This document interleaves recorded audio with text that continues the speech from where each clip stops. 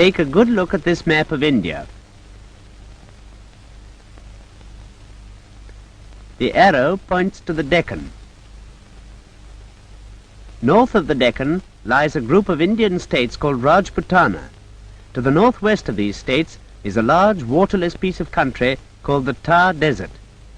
There are very few signs of life in the desert, but sometimes you can see bullock carts and camels traveling slowly across the sandy waste.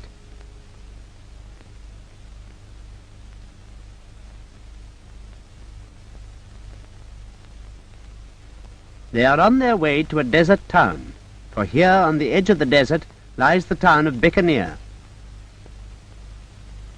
This is a map of the town itself, and round it is a wall which protects it from the dust and storms of the desert.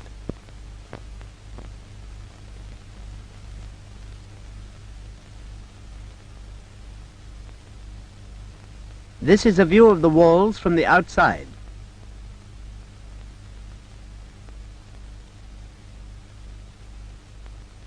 And now we are looking at the walls from the inside of the town. They are wide enough for a man to walk along them. There are gates in these walls, and roads across the desert lead to the gates.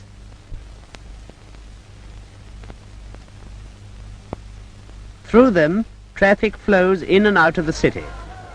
Notice all the different kinds of transport that the people of Bikaner use. There are camels, of course, because of the desert, but there are motor cars as well, and a great many bicycles and carts drawn by horses.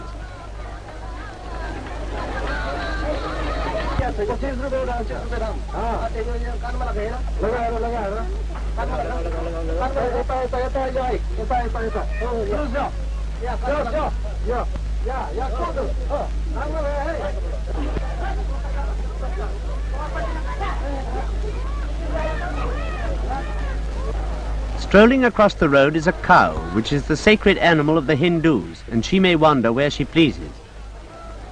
Down this street you can see the Hindu temple. All the people of Bikaner belong to the Hindu religion, and here you see some of them worshipping in the courts of the temple. Notice particularly the clothes which the people wear. They are made of cotton, and they are designed to protect their wearers against the very hot sun.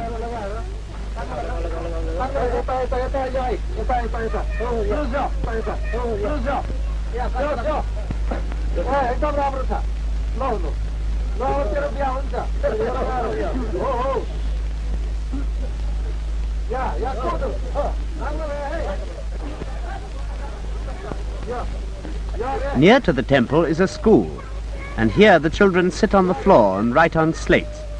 The little boy on the left of the screen seems to have got his sum all wrong.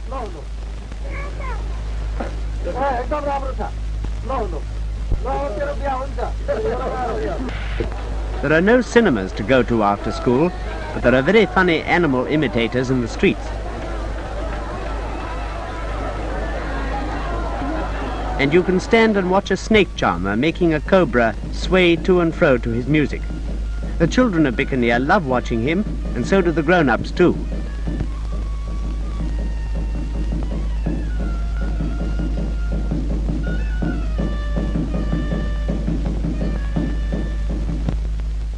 All the people in the town need water to drink and to wash in. But if we look at the map again, we shall see that there are no rivers or lakes near Bikaner, but there are plenty of deep wells, for of course the town would never have been built on this site if there had been no water available. The wells are being pointed out on the map now.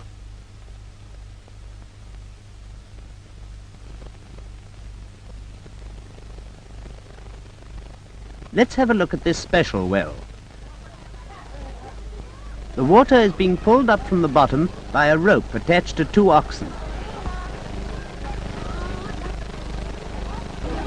This well is in the middle of a sandy desert, and you can see that it must be very deep because the oxen have to walk such a long way to pull the water to the top. The man is putting his weight onto the rope too.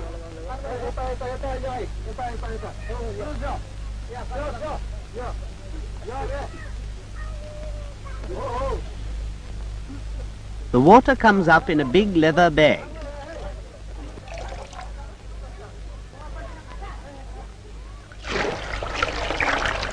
It is poured into a stone channel, and it runs along this channel to the town.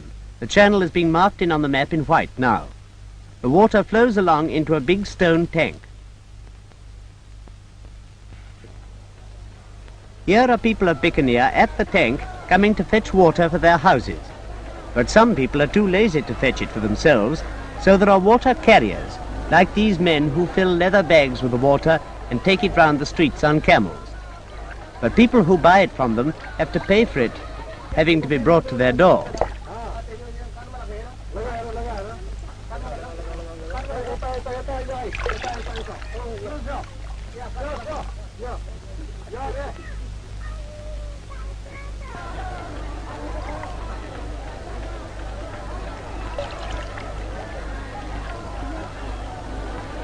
This camel evidently bites, for it wears a muzzle.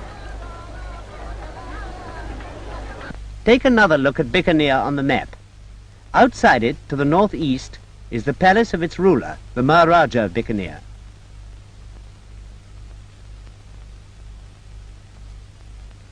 His palace is built of red sandstone, which was carried across the desert.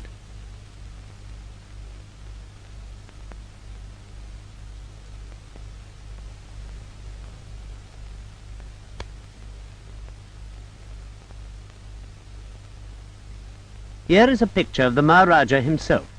He is an Indian prince and rules his state quite independently, but he has allied his state by treaty to Great Britain and accepts the King of Great Britain as Emperor of India. The people of Bikanir, like all Indians, enjoy any kind of procession, and they gather to see their ruler drive along the streets.